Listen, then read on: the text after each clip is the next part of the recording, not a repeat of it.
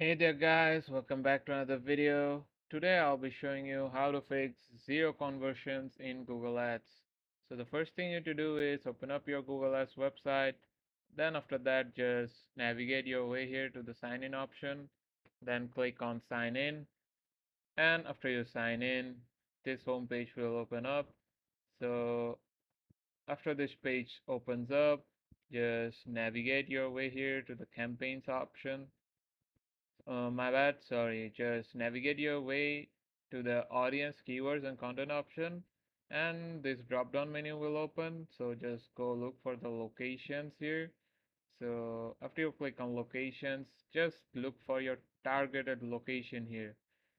That means the location that you want to target, just select that, or else your ad will just go by default. So that in that way you will be able to fix your SEO conversions in Google Ads. So thanks for watching. Take care.